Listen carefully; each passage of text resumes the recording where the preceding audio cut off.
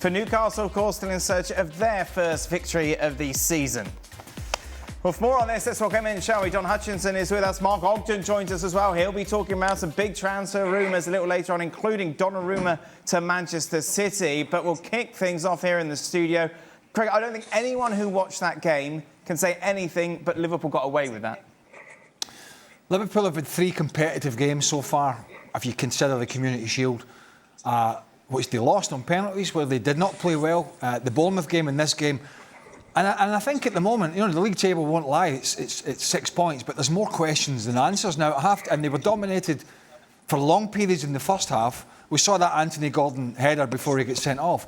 And what saved Liverpool was the fact that Newcastle are lightweight in the forward area. There's no Callum Wilson, obviously, there's no Alexander Isak, who's been the big story. And at half-time, we sat down with a cup of tea and said, well, this second half is going to be boring. Yes. Because the Liverpool goal, which was brilliant, and fair play to the youngster, I'd love to see that. The Liverpool goal, which was brilliant the way they passed it, was what Stevie was shouting for them to do for the whole second half, was make Newcastle chase the ball and tire themselves out with the one man less. They did not do that. And Newcastle, for their credit, with 10 men, were absolutely brilliant. Obviously, a body blow for them at the end. Anthony Gordon can bow his head. It was a bad challenge. It was a reckless challenge. It was a needless challenge. That put them behind the 8 ball. But fair play to Newcastle for their guts, their endeavour and the way they played. But I think from Liverpool's perspective, the things we saw in the Community Shield defensively are the things we saw in the Bournemouth game, are the things we saw in this game. So I think from that perspective, there's a lot of work for Arne Slot still to do. How can they have created so little in the second half, and how could they have looked like the team that had a man sent off?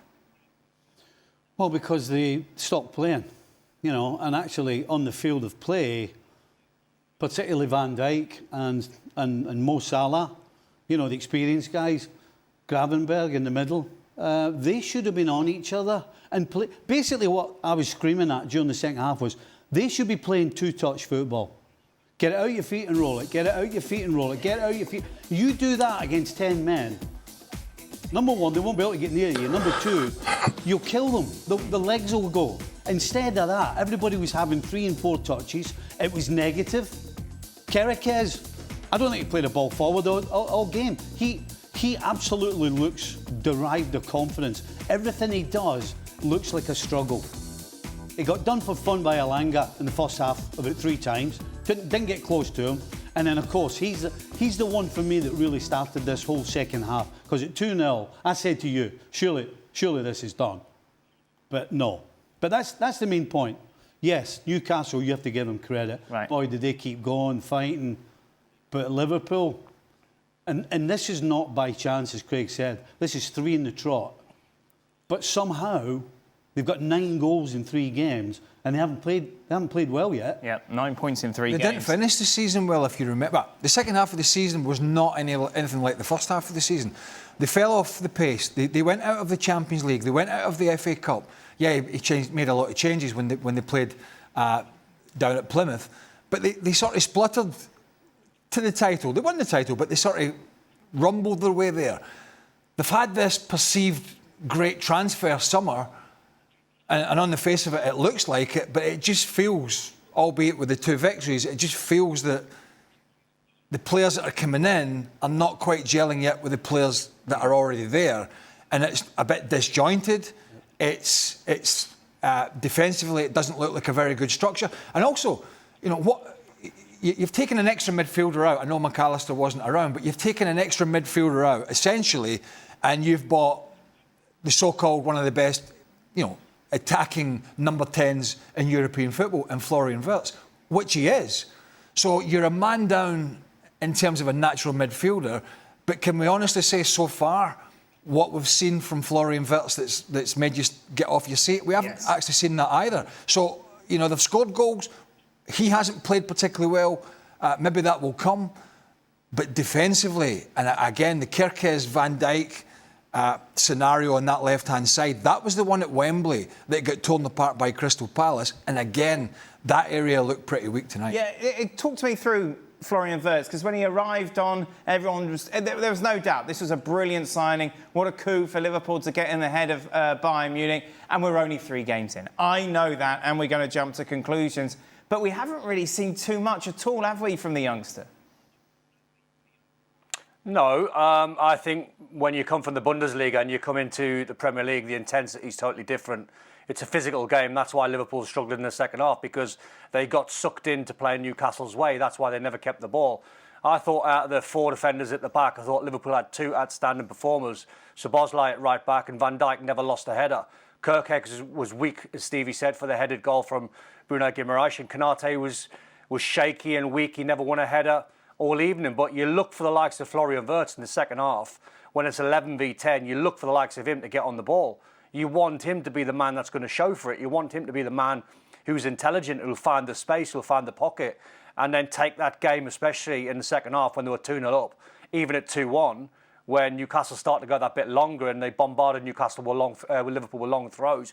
You're looking for the likes of Florian Wirtz to show for the ball, get on it, take Liverpool from a defensive area into the top third and calm everyone down where they can then keep hold of the ball. So I think the biggest difference from him and young players that come in, young slight players that come in with loads of technical ability, is adjusting to the Premier League and how ferocious it can be. We're only 2 games in, match day 2, and already we're seeing some shockers from VAR. And Simon Hooper, OK, misses the challenge and VAR corrects him on the Anthony Gordon challenge, which was correct.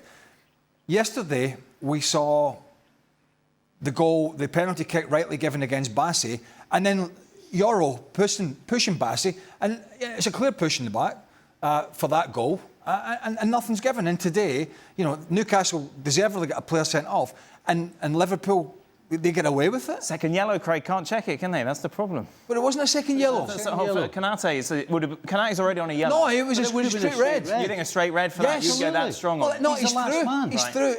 He's through on goal, and he's pushed him in the back. It's not even an argument. So I mean, there's no attempt to play the ball, and he's pushed him. I know they can't check for a second yellow, but it looked to me as if he was heading to the edge of the penalty area. Right. That's denying a clear goal-scoring opportunity. So unless we've missed something and there was a player covering, I don't think so. The consistency or lack of these decisions already 2 games in is quite scary. Mark, I massively put you on the spot here, and I apologise for it. I meant to ask you before. Rio Ngumoha, there's been a lot of hype about him already, hasn't he? Liverpool got him from Chelsea. Yeah, he came in as a kid from Chelsea, it was some deal to do, because obviously Chelsea don't let their best players go, but Liverpool brought him in. They thought it was a real star for the future, but he's only 16. I think he's 17 in a couple of days. But obviously, to come off the bench, deep in injury time, score a winning goal at Newcastle, it's a thing of dreams, isn't it? We've had a big weekend this week with Max Dermott at Arsenal as well, these young kids. But he's a player that has got a lot of promise, but I don't think he's going to be the long-term option ahead of Alexander Isak, but I think we're going to get onto that shortly, aren't we? We most certainly will. Just talk us through how cool, composed, how brilliant that is from a 16-year-old to do that at that time of a match, coming on as a substitute. Do you know the biggest thing, or the most impressive thing for me is that he's got so long in terms of knowing what's going on. Right. It may just be a second, but that's a long time when you know the ball's coming. We all could see the dummy was coming. He knows it's coming. And to have so long and be so inexperienced and to hold your composure and actually hit it perfectly in terms of the strike and hit it perfectly into the right place because the goalkeeper's coming across the other way, so he's never going to be able to get it. It just made it look so easy. And so the composure for somebody of 16 years of age, frightening. There was a game last year, I can't remember the name, there was a game and it was Man City, might have been a cup game, and Guardiola threw on a kid, right? He threw on a kid who had this great chance to salvage something in the last seconds of the game, and the youngster skied a very similar opportunity. The cup final, wasn't it? It was the cup final. It was the cup final against City. He brought on a youngster who was wet behind the ears, and he had this huge moment, and he wasted this big chance, which was absolutely understandable. And when this ball fell to this youngster tonight, I'm thinking the same thing, and nothing against Newcastle, but I'm so pleased that he didn't sky it over the bar, because for a youngster, you know, that's that big moment, it's the confidence, all that sort of stuff, but it can happen so easily. That's my point. Wembley Stadium, the big moment, skies this thing over the bar. Here we are, St James's Park. You're on the ropes for a good 30, 35 minutes in the second half. Finally, you create something and you're under no pressure, and it was a terrific finish from the youngster, so composed, and obviously gets the 3 points. But it's something, as Stevie said, you expect from an experienced player. Right. And that could easily have been a shank or something that went miles over the bar. So fair play to the young man. Of course, the transfer window closes September the 1st, Oggy. The latest, obviously, Isak was a big talking point, didn't feature today for Newcastle. What's the latest on Isak? Well, the latest is that it's been reported in Newcastle tonight is that the co-owner of Newcastle, Jamie Rubin, met with Isak before the game at his home outside of Newcastle, Isak's home, to basically try and convince him to stay. Not to convince him, but tell him he's staying. He can't be sold this window because Newcastle just haven't got the time to get anybody in. They need 2 strikers. They've let Callum Wilson go. They can't afford to let Isak go as well. So I've heard that the deal is that Isak will stay for another season at least, get a new contract out of it, which Newcastle and Isak's camp won't kind of broadcast this publicly, but there will probably be escape clause in their release clause. Let him go in the summer. We've seen it before. Luis Suarez tried to leave Liverpool in 2014. He stayed. Harry Kane tried to leave Tottenham 3 or 4 years ago for Man City. He stayed. But Suarez left a year later. Harry Kane left a year later. And the compromise with Isak is that calm it all down, commit yourself for a bit longer, get a pay rise out of it, and then give us time to find somebody to come in next summer. That's the obvious solution. But the thing is, next summer, if that's what happens and Isak stays, I imagine that clubs like Barcelona will suddenly emerge to rival Liverpool. So this could be Liverpool's big chance to get Isak. Maybe their only chance. But I think they've run out of time because Newcastle can't get anybody else in. But those players you mentioned, that maybe they wanted, well, they did want to leave, but they didn't do it in a manner in which has been so egregious, it seems, on the face of it. And he's going to have to potentially, at this stage, because of the problems Newcastle would have in getting an adequate replacement in for Eddie Howe, he's going to have to get the tin helmet on. Because he's made his stance very clear. Very, very clear. And I think I might be wrong, but it seems to me the Newcastle fans are extremely angry with him. Whether they would accept him back for a 6-month or a 10-month period, I don't know. I don't know, but he's put himself in a real tricky position with the supporters. OK, I don't mean to interrupt, but we've talked about Isak a lot, and I've got a lot to go through today. What I want to talk about is what we've seen from Liverpool over the last couple of games. The transfer window closes, of course, as I mentioned, soon. Yep. Is there a priority that they should follow up to try and help them defend their title? Do they need more players, or are they set where they are? I cannot imagine that I'm the only person on the planet that thinks they need another centre-back. Right. Whether it's to kick Kanati up the backside and make him more consistent at a better level than he's been so far, or whether you just sign something and get him to play. But to me, that's it. I would like to see another forward, but more importantly, I would like to see a centre-back. Gay is obviously the name that's been linked over the last couple of weeks, Mark. Yeah, I mean, Gay is the one that Liverpool think they can do, because Gay's contract is up at the end of the season at Crystal Palace. Palace have made it clear, Palace chairman Steve Parish has said that it's a problem for them for Gueye to leave on a free transfer. Gueye said that he's happy to stay, so I think that is a deal that can be done, because it's a relatively inexpensive deal, because, you know, Mark Gueye at £40 million is the figure that's being quoted would be a very good deal for Liverpool to do. In terms of the forwards, I've been told that they're not going to, if they can't get Isak, that'll be it. They're not going to sign a player just for the sake of it. Now, Arne Slot thinks that Frimpong can play further forward as a winger, Wirtz can play further forward. They've brought in Ekitike, they've got Mo Salah, they have got the numbers, but obviously you'd prefer Liverpool to have an extra striker, but it's Isak or nobody. As we turn our attention to what happened yesterday at Craven Cottage, Fulham 1, Manchester United 1. United were brilliant in the first 10 minutes, and then that was it. Fulham very much got themselves back in the game. In the end, the spoils were shared. Don and Mark join us. Okay, it was interesting because I was watching some post-match coverage, and they were like, right, all you need to do is bring in you need to bring in a replacement for Ugarte and a replacement for Casemiro, which is great to say. Obviously, you've got 10 days left. You're Manchester United. How much money do you have? How feasible is it? Because it's clear, with these 2 players in the starting 11, you are going nowhere. I mean, you could even throw Bruno Fernandes into that equation, couldn't you, in the sense that is he the right fit for that midfield? But that's another debate. But I think the way that Ruben Amorim plays his midfield, there's going to be issues all along. They're outnumbered every time they play. But you're right, they need a midfielder in. They've looked at Carlos Baleba at Brighton. They can't afford to do that deal. It's too expensive. But United haven't brought any money in this summer. They've let Marcus Rashford go on a loan, but they haven't actually raised any money by getting people out. So to bring people in, they've got to start getting some money through the transfer window. So it's difficult for United because there's obvious issues to address: a goalkeeper, midfielders. The one that could actually happen, I think is very unlikely, is that Al Ittihad in Saudi Arabia have shown an interest in Bruno Fernandes. Right. Now we know that Fernandes turned down a move to Al Hilal at the start of the window, but he's had a couple of poor games for United already this season. He doesn't really fit the system. Maybe Bruno Fernandes might think, do you know what? I said I'd stay in June, but I've seen what it's going to be like for the rest of the season. Maybe it's time to cut my losses and go. But I think that's a very unlikely scenario, but it's a possibility, although it's an unlikely one. But let's be honest, if United suddenly had an offer of £100 million for Bruno Fernandes, would it be the worst thing in the world to take the money and strengthen the midfield and play a system without him? I think it's a debate worth having, because I don't think that Bruno Fernandes right now is making Man United a better team. But he fits the system if he plays further forward, does he not? Which is where his natural position is, or more natural, not deeper in a central midfield, because he doesn't have the defensive or discipline to do that job. Although I thought what he did in terms of the penalty yesterday was just an absolute joke, over the piece at Man United, he's been the one, not recently, but he's been, if we look at a general sense, he's been the one that's created things for them or done something different. So if you take that out of it, or you don't find a way to push that forward, now that you've got Cunha and Mbemo, who wasn't great, and Šeško, who's probably going to play and should play sooner rather than later to get game time, then where does Fernandes go unless you drop one of those guys?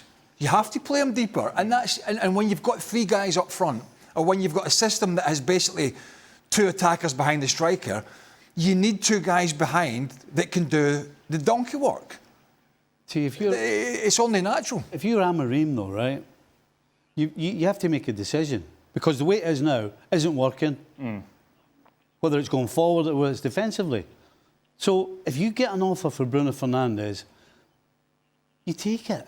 You take it, and you make you could play Mason Mount in that position, and if you can get a Baleba, a beast, to go and sit in the middle, then it's worth getting rid of Bruno Fernandes. Because as much as we're saying how good he is in terms of what they've got, if he's not producing, then what's the point? You'd be better off making yourself really strong in the middle of the park, then at least you can defend, you don't lose games, and then you build from there. That's what you can do. If you want to make yourself strong in the middle of the park, if you've got two in there, most other teams, and Marco Silva did it yesterday, they put three in. Yeah. And then Cunha had a great first 10, 15 minutes, and then he goes missing, and Mbemo likes to play forward. And so you're always getting outnumbered in there by other coaches that flood the midfield. And this is this system that he plays, and he's steadfast. Now, it worked for him in Portugal, but Portugal is Portugal, right? It isn't as good a league. It's a bit like saying Ange Postecoglou, this style he had at Celtic, which was so open and attacking, he tried to use it at Tottenham, it didn't work. Because it worked in Scotland. Do you know why? Because they're not as good up there. And when you lose the ball and you're open in the Scottish Premier League, you don't get exposed as much because the players are not as good. In the Premier League, he tried it worked for a period, and then he got caught out. So what Amorim has done in Portugal and the Portuguese Liga isn't necessarily going to work in the Premier League when you get outnumbered in the middle of the park, which is generally what's happened to them in most games. Don, of course, you were so positive about Manchester United despite their loss against Arsenal. What went wrong at the weekend? They disappeared, Dan. I mean, I can't believe we're having this discussion about Bruno Fernandes. I mean, honestly, I couldn't disagree more with the boys. I mean, he ain't the problem at Man United. I mean, Cunha disappeared in the game yesterday, and Mbeumo disappeared in the game yesterday. Šeško had no impact whatsoever when he came on. And the more that game was going on, it was looking like a Fulham win. But I cannot believe Man United in the short term or medium term would get any stronger if they sold Bruno Fernandes and played Mason Mount a bit deeper. I mean, you take so much away. You take the assists away, you take the goals away. But Bruno Fernandes, you're not going to get that from him if he's playing in a deeper role next to a Casemiro or a Ugarte. You're just not going to get that from him. And by the way, Don, he's never a leader and he's never a captain in a million years. Never. But Craig, I've sat here since day one, and you look at Man United's midfield, and you could pick Kobbie Mainoo, you could pick Agate and Bruno Fernandes as a 3, and you go, that's a good 3.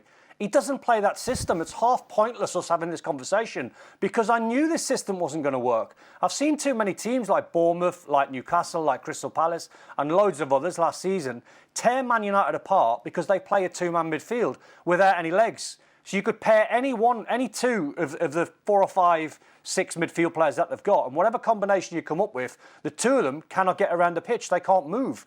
So he ain't going to change his system, which I think he should, but he won't. But how come? That's why you sell Fernandes. That's the reason you sell Fernandes. And do what with it? Bring some players in the middle of the park. There's no point in having Bruno Fernandes if the 2 guys behind him, number 1, can't defend, and number 2, can't get him the ball often enough. So what's the point? Why don't you get the money for him and then be solid through the middle of the field, which not only will help the middle of the field, it'll help your back line as well. And then you can start building going forward. Right now, they don't have a good 3. And Bruno Fernandes is in it. No, but the other 2, doesn't matter what other 2. The players they have, they're not good enough. And the only way you're going to replace them with 2 good players is to use the money from selling somebody, which is Bruno Fernandes. Hey, Don, listen, Don, you can't sit there. But just the hypothetical thing is, though, Stevie, if they sold Bruno Fernandes, it's costing 100+ million for Carlos Baleba. So you're replacing a defensive midfield player for Bruno Fernandes. Now, you can argue that makes a little bit of sense because Carlos Baleba is a fantastic player. But who's he going to play with? He's going to play with another one that's got no legs alongside him. So you do nothing. You're losing all Bruno Fernandes and so you do nothing. Well, no, you keep Bruno. You keep Bruno. No, you keep Bruno and you spend more money in January. And you buy a top-class goalkeeper for a start. Didn't you tell us Man United... Didn't you say Man United were going to get in the top 4? You're sitting here... I would have preferred... Hang on. I would have preferred keeping Rasmus Højlund for 1 more year and spending a bit of time in the £75 million that they spent on Šeško, buy a £75 million goalkeeper. That might solve half the problems. Yeah, but hold on a minute. 1 second. I think we get Don, you're sitting there saying, "Oh, I told you this won't. I knew this wouldn't work." You were on here because of the system. Hold on a minute. You were on here a couple of weeks ago having an argument, but you told us that Man United were looking good, and Dan was wrong. Yeah, and they were going to get in the top 4. Dan, he was mentioning all sorts of names. He was mentioning Victor Gyökeres and Buemo, Cunha. He threw all sorts of names at me, and I went, "Yeah, top 6." I don't know how I got the blame for all of this. Šeško was never on the table. Listen, you're not... Šeško was never on the table. Listen, they have to do one thing. Šeško needs to get some game time. Whatever. He's not going to change his system, right? So they've got a decent front line on the face of it. They've got an extremely weak midfield. I'm not a huge fan of the wing backs either, if I'm being honest with you. De Ligt's had a decent start to the season. Shaw's obviously been playing the left side. Yoro's a youngster, but it's not the greatest back 3, and the goalkeeping situation is a disaster, an absolute disaster. Anana is too inconsistent. He thinks he's the best thing since sliced bread, makes too many mistakes. And this fella, Altay, oh my God, every team are going to have a field day with set pieces. You can never put a consistent run of results together if your goalkeeper's flapping at every cross. And yeah, they might have played some better football at times in the first couple of games, at times. But really down the spine of that team, they are still weak. Yeah, Mark, tell us about the goalkeeping situation. Yeah, well, United are close to doing a deal for Sonny Lemons, Lemons. I hope he's not a lemon. Lemons from Royal Antwerp. He's basically United are saying that he's coming in as one for the future. So he's another number 2, which is not. Dear, that's what they need. This is all they say. That's what they need. I asked the contact of mine, is he the new Thibaut Courtois or is he the new Simon Mignolet? And he said he's somewhere in between. But he's not very good with crosses. So brilliant. It doesn't bode well. But obviously the guy is meant to be the next big thing in Belgium. But he's an investment, and United right now need people who can do it right now. You know, they need a rock solid goalkeeper. The guys are right about the midfield. The midfield is terrible.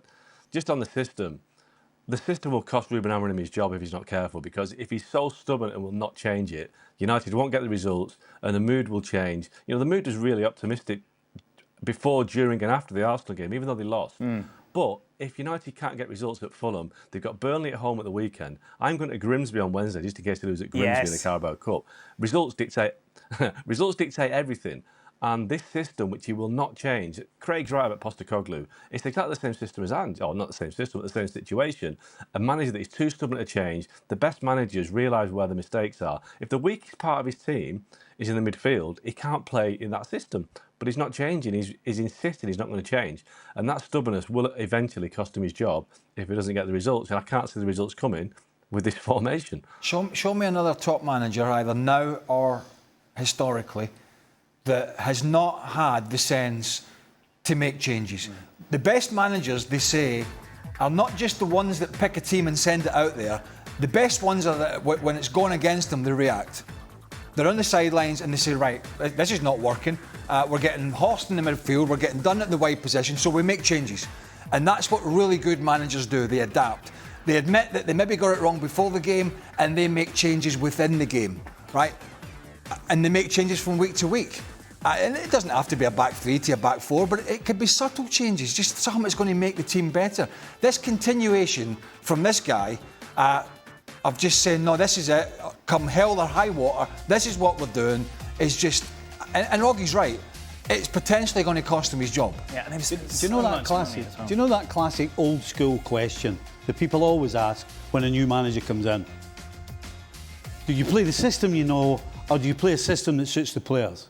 Well, if you need an answer to that, just look at Amorim. There's your answer. Okay, we're going to talk about Donnarumma and Manchester City, but I feel it's apt to bring him up now. If they're so desperate for an experienced goalkeeper, then surely the Italian ticks all the boxes, doesn't he? Yeah, but apart from the financial ones, big wages and a big fee, a fee of, you know, around 30, 40 million pounds from PSG. So, you know, they looked at Donnarumma and they were priced out. You know, they looked at Emi Martinez at Villa, but wanted to do it on loan. So, yes, they've spent a lot of money, but they've spent up now, United, so they have to get some money in. So that's why they went for Martinez on loan. They can't afford to do Donnarumma right now. City are waiting. He's like in a holding pattern because they want to get it done. Everything's all agreed, but they need to get Ederson out because they can't have Ederson, James Trafford and Donnarumma at the club. So, you know, so far City have had like low bids from Galatasaray, like £3 million for Ederson. But I think Ederson won't stay at City to be on the bench. So I imagine that will happen this week. Ederson will leave and Donnarumma will come in. And then City have got a world-class goalkeeper who doesn't play the way that Pep likes to play with a long ball and with his feet, but is a great goalkeeper, so they'll certainly be upgraded. It's a little weird when you saw the mistakes that James Trafford made at the weekend. Exactly, that's so what I was going to say. You're putting a player on... Now, you might say at PSG, they did the same thing, but PSG didn't take as many chances going back to the goalkeeper as City do. City players are happy to roll it across the 6-yard box willy-nilly. You know, a big presence in goal. I suppose you're taking that chance with the fact that maybe he'll just make some good decisions. Was Joe Hart not an England goalie when he got rid of him? Yes. For that reason? Yeah. Oggy, answer us that riddle then. Why does a man who likes a goalkeeper who can play with his feet want Donnarumma? It's a question that Pep hasn't answered. It's a really strange one because they put all their eggs in the James Trafford basket. We're telling us that he's the one for the future. He's going to challenge Ederson. He's going to be the number one beyond. And then all of a sudden, this real curveball comes in, Donnarumma. Because as great as he is, he's not great with his feet. And you're right, the reason why he moved Joe Hart on, well, there were other reasons as well. The basic one was the fact that he wasn't very good with his feet. So maybe Pep is looking at a different way of playing. I mean, you know, the way that Ederson played was crucial to the way that City played. You know, his ability to beat the press with a long ball to Haaland was really effective, and they can't do that with Trafford. They won't be able to do it with Donnarumma. Whether Pep thinks that the game's changing and that they need a more reliable goalkeeper than one that can just distribute the ball with his feet for 50 yards, but he hasn't answered the question because they haven't signed Donnarumma. So, as managers always say, I'm not speaking about a player that plays for somebody else, but it's a real question mark because it doesn't stack up because Pep has always wanted a goalkeeper that can play the ball with his feet. Mind you, in saying that, is troublesome as it was for the young man at the weekend, who is a good goalkeeper, on the face of it, is not their only problem. Because they were absolutely average at best. Why were they so bad? I think they found a team in Tottenham who had a really good shape. They found a team in Tottenham that was willing to try and pass the ball out. They found a team in Tottenham that had a bit of pace to run in behind on the counter and suck them in. Paulinho and Bentancur and Sarr in there, and certainly Paulinho gave them a lot more solidity. And they lacked... Man City lacked any A, pace to the game, and B, they lacked invention. Yeah. They lacked invention. And once again, remember last year when we cut... And I'm not saying this is the big story. Do you remember last year, Carabao Cup, when they went out at Tottenham and they cut to the bench and they were all laughing? I can't remember what the score was at the time. They cut to the bench and Phil Foden, who was on the bench, didn't start. He's chuckling away. Right. They're getting pumped. He's chuckling away in the sidelines, which makes me think, what's going on at this football club? Yeah. It's hard to fathom. On the face of the weekend, they got what they deserved. Absolutely nothing. And they could still have been playing today, it seemed. And not have scored. Don, how can they have been so good against Wolves and so bang average against Spurs? Well, I looked at that team, Dan, and take Rico Lewis out of it because he's an attacking fullback, and so is Aït-Nouri. They played with 3 defenders on the pitch. They played with Nico Gonzalez as a holding midfield player, Diaz and John Stones. You can't play 3 defenders. You've got to give the opposition a little bit more respect than saying we're going to play Reinders, we're going to play Cherki, we're going to play Marmoush, we're going to play Haaland, we're going to get all our attacking players on the pitch and we're going to try and outscore them. It's a nice theory and it's nice on paper when you see the team sheets come in, but when you think 2 centre-backs and 1 holding midfield player and that's it feels like it, and it looked like it was never going to work. I just think he took too many gambles, too many chances. Maybe he was thinking we'll get on the front foot. They created a few chances, to be fair, in the first half an hour. If they took one, it might have been a different story. But the second half, the longer it went on, Spurs looked comfortable. City started to lose confidence. They didn't get the likes of Reinders on the ball enough. They certainly didn't get Marmoush and Cherki on the ball for any length of time, any good moments in the game in the second half. And they sort of went really flat, and that'll be the worrying thing for Pep. I think on the Donnarumma thing, I think maybe it's a little bit more simplistic. Maybe he's thinking, well, I'll buy the best goalkeeper that I can buy, and I'm not here next year. It's someone else's problem. We've seen Liverpool tonight, right? At the moment, a little bit weak in the full-back positions. Not because they're bad players, but because they're new to the club and bedding in. If you look at, and that's a problem. You saw the problems that was caused by Newcastle against Liverpool. We've seen it in 2 or 3 games. 6 goals they've lost. Not all because of the full-backs, but it's certainly an issue. You take that to City, and you look at, there are other facets of the team you could pick apart, I suppose, but the 2 full-back areas, to me, are still so defensively weak, it's scary. So then you're relying on holding midfielders and centre-halves, because Rico Lewis he's a tidy footballer, but come on, anybody worth a salt can get at him. And Aït-Nouri likes to get on the ball, but he's not a very good defender. And that doesn't get away from the problem that City had last year. It hasn't addressed the issue, or one of the issues that they had last year, to bring in good footballing fullbacks who are not great defending. It's like just doing the same thing and getting the same results. You know what I mean? It's that aura that City had has completely vanished. Yes. And you shouldn't underestimate how that affects teams, particularly when they go and play against the so-called big boys. Because, number one, that they'll give you a chance, which you didn't have before. That going forward, they're not as sharp, they're not as quick, they're not as clinical. And so defensively, you're encouraged to actually be brave and get tight to people. And as I said, the aura defensively has been completely smashed. And so teams are going now and playing City, home or away, and it's really simple. We just sit tight, don't give them anything, and then when they cough it up, we know we're going to get at them. And it's really simple, and that's what teams are doing. It's exactly what Spurs did. But if you're weak in those positions, and it was one of the positions that he addressed when he first came to Manchester City, or he wanted to address, was the full-back positions, because he sees them as very important, because not only getting forward, but moving into the middle of the park and all that scenario, but you have to get back and defend as well.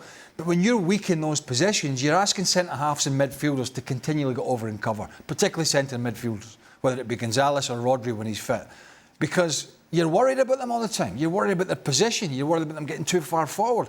And when you're dragging players out of the middle of the park to cover these sort of weaker areas, then teams are going to get more space and dominate you in the middle. And I'm just a little astonished at the type of player that Manchester City went out in the summer to bring into those areas, particularly the left-back area. It was kind of a like for like. Good footballers, bad defenders.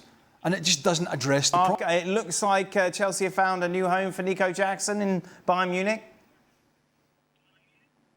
Well, Bayern Munich are keen to take him on loan, but Chelsea want to do a permanent transfer, so there's a bit of work to do on that yet. But Jackson wants to go to Bayern. He wants to be on the bench behind Harry Kane rather than be on the bench behind Liam Delap and João Pedro. But yeah, it's a deal that will probably happen because he's third choice striker at Chelsea and they don't really need him. But as I say, at the moment, it hinges on some sort of agreement between Bayern and Chelsea whereby Bayern will commit to a deal rather than take him on loan. There must be some of the greatest agents Wow. that have ever been around the game that are involved these days, because some of the players, I mean, Marcus Rashford, he's ended up at Barcelona somehow, won a watch, got hooked at half-time at the weekend.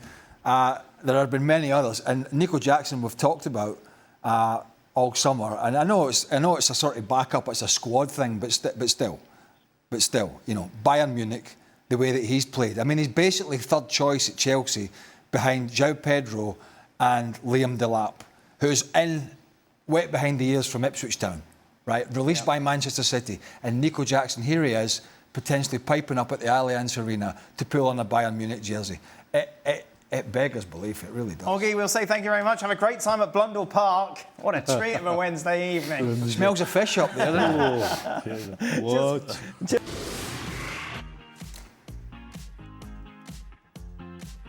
Welcome into the latest edition of Extra Time. Thank you very much for all your questions. Stevie's here, Craig's here as well. Right, Don, how you doing, mate? I'm good, mate. How are you boys? Wonderful, we're very good. It was interesting yesterday, Alexis asked you if you ever went out with anybody famous. And obviously you said no. But it brought me back to someone I was listening to on a podcast. They were talking about Elizabeth Hurley, who's going out with Billy Ray Cyrus at the moment. And they said if you had got with Elizabeth Hurley and she kept your name, she'd be Elizabeth Hurley Burley. There we are. I mean, Not bad. have you got nothing else going on in your life? No, that's just what happened. We were talking about. I thought Hurley Burley. Don, with Wilson gone and Newcastle looking for two strikers, would Josh Sargent be a smart choice to fill one of those spots? Scored at the weekend again for Norwich, of course. Dear me. Exactly. Oh no, Dear I'm not me. It's got to be a trick question, hasn't it? Oh my God. Trick question? Oh, Josh Sargent. No, I'll stick with Willisula. Oh yeah? No. For Stevie, are you concerned by Liverpool's fullbacks for this season? The drop-off of the 100%. Trent-Robbo duo to any combination being put out there at the moment is night and day. Yeah. Oh, it's an absolute concern. Kerkez so far. You got it right that time? I did. Well, I've enough practice, is it? Because it was Kerekez, wasn't it? It was Kerkez. It's now Kerkez. Well, it varies. He likes to spice it up. He was spicy watching the game, wasn't he? Same as Szoboszlai, he spices that one up. You were very angry today, Steve. I feel more than usual. You know, Trent got dropped at the weekend. Right. So, yeah. No, he's not been doing So that. how do you resolve this fullback issue, or is it just time? Or Well, I'm hoping that Kerkez's problem is he just doesn't quite feel comfortable yet, because he doesn't look comfortable. He looks unsure. Every single thing he's doing, he looks unsure when he's doing it. right? And on the other side, I worry about Bradley. I mean, I can't believe. And by the way, Szoboszlai did well today. He made a challenge on Gordon inside the 6-yard box on a ball that was cut back that any experienced proper fullback would have been delighted with, and it ended up just rolling into Alisson's arms. So he did fine today, but Conor Bradley can't seem to stay fit, and you know we're not quite sure yet with Frimpong. Let's be Right, honest. yeah, because he was out today, of course, as well. So absolutely, it's a concern. Who's and taller, then me you've or got Frimpong? Kanati. You? Wow. I was surprised when I saw I like that. when I saw Frimpong walk on the field at Wembley prior to the kick-off to the Community Shield. I was shocked just how small he was. He'd be like that with you. All right, big man. I know, wouldn't that be awesome? I mean, if you Get him on the show. if you'd have walked next to him, they would have been going, look at Liverpool's new centre-half. He'd be a good wingman for me back in the day, I reckon. That'd be good, make me look taller. Don, if you're Manu and you see how Bruno acted in the match against Fulham, how would you expect to get a fair shake from Amorim about fighting for a spot and playing time? Well, apparently Amorim's come out and said that. He said you're in competition with Bruno. I mean, I can't see that Bruno Fernandes, being the club captain, is ever going to get dropped for Kobbie Mainoo, which is a shame, really. Goes back to the conversation that we keep having over and over again about Kobbie Mainoo, because he hasn't got the I'll take that back. He's got the technical ability, but he hasn't got the legs to cover the ground. He should be playing in a 3. You'd never see Busquets or someone playing in a 2. Some personnel and some players with a certain trait and certain character and profile and how they play the game and technically how good they are. Some players, midfield players, just flourish better in a 3. Kobbie Mainoo's that man. You have to more or less build a side around him. So if Amorim's saying, which I think is another massive mistake, the only way you're going to get in the team is if you fight for Bruno Fernandes, it ain't going to happen because he's not going to drop his captain. Hey, what did you think, Don, about what did you think about that whole histrionics around the penalty kick? It's just Bruno sticking his arms up in the air for an excuse, isn't it? I mean, all right, it might knock your rhythm for half a second, but to blame it on the referee. But Bruno does that, then he's done it forever. He's blamed everyone else by himself. This is Bruno, of course, after the game, said he was disappointed the referee didn't apologise after knocking into him as he was preparing for the penalty, which of course he missed. Lost. It was the amount of time that he took after it happened, like going like that to Chris Kavanagh. And I mean, here's the thing. I'm not saying any more on it because I did yesterday. You got goalies, you got goalkeepers messing around constantly, trying to put the guy taking the penalty kick off. Sure. And that's exactly what happened with the goalkeeper in the Fulham game as well. But he wants to go and blame the referee for something that happened, 2-3 minutes before.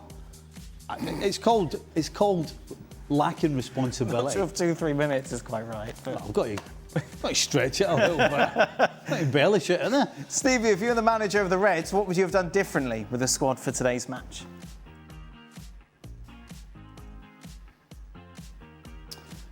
I would have started Conor Bradley at right back. But he's not fit. Well, see what you can get out of him.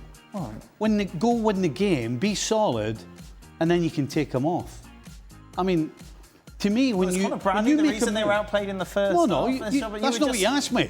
No, but I'm just What saying. would you do different, you said? Well, yes. And that's where it started. You're addressing a right-back situation. Was it finished? Well, I don't know. It seems a strange place to start, given that you've already said that Szoboszlai had a good game. Well, I tell you what, when you ask me the question, tell me where you want me to start. I'd like you to start with your priority. My priority? Yes. My priority would have been... 2 or 3 minutes. Well, the problem is, there was that many mistakes and poor play that. Right. Do you want to start at the back? Do you want me to start? A priority. What do you want me to Priority. start? What's the biggest mistake? Priority. What's the biggest mistake that Arne Slot made today?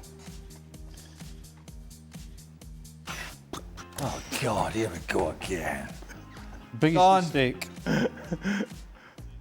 Or maybe he didn't make a mistake and he did everything right and it's just one of those days. Do you know, at the end of the day, right? You got to look at the players. The players are the ones that are on the field, and he hasn't put anybody in a position where they're not capable of producing a performance. So at the end of the day, it's down to the players. Okay. Do you agree, Don? Yeah, I'd go back to it. Konate never won a header. He was very shaky in the Bournemouth game for the Semenyo goal. But should he have started him then? Like this is what we're trying to focus on. There's nobody else. Right. Okay. Well, he had to. So none of the squad and the selection. They've got the Italian boy on the bench, but that's it. No, yeah. Szoboszlai That's why I said the players. There we are. Don't worry. We're moving on, Craig. Don't worry. Don, should we wait for Grealish's next game before we can start saying that Pep didn't fully utilise his quality in the City squad? And is the same going to happen to Ryan Cherki at City? Nah, Jack needs Everton, and Everton need him. He's going to be the big fish in a smaller pond. He is, because, you know, David Moyes can build a side around him. He can tell him, just go and do your thing, we'll cover. Garner played at left back, who's a midfield player, he can cover for him. You saw with his first assist yesterday that he's willing now to take players on because he's got that sort of license. I think with Pep, I don't get the sense he was overcoached. I just get the sense that tactically, you know, Jack played on the left-hand side but was more or less wanting to come inside and lay it off to try and keep hold of the ball. All right, well, that might be on Pep a little bit, but then you have to say, well, the player might have lost a little bit of confidence. So I think the move to Everton's going to do him the world of good, because he can then just go and be that £100 million player, go and play with a smile on your face, get your confidence back, and just go and be the top man.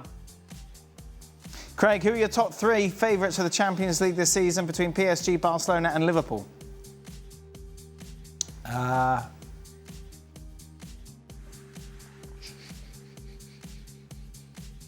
So you can put your feet on the table, Stevie. PSG. Oh, I tell you, I don't think I'm going to back down. Look at these. come on, hurry up, will you? Yeah, but you had a question about, you know, Liverpool's midfield or whatever. It was easy. I got time to put my pyjamas on as well. I don't think anyone needs that in their lives.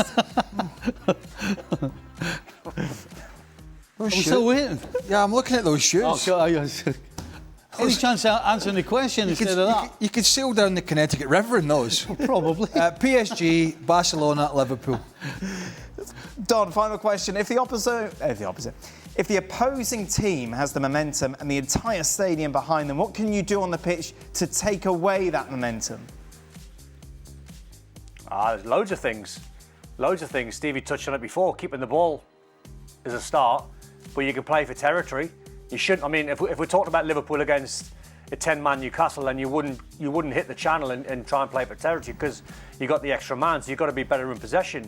You've got to find out who can find the spaces. You've got to find out who's technically good enough to keep hold of the ball, and you've just got to play that extra man and find the extra man. If you want to go that bit longer and hit a channel ball just so it gets Van Dijk and Konate in the back 4 on the halfway line, then you can pen Newcastle in.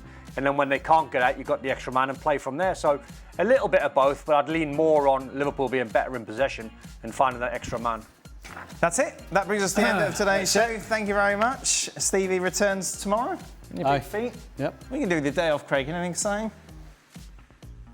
Hopefully. Good. That's it. That shall remain private. Get slide into Elizabeth Hurley's DMs. Yeah. That's it. ESPN FC returns to your screen tomorrow. Stay with us.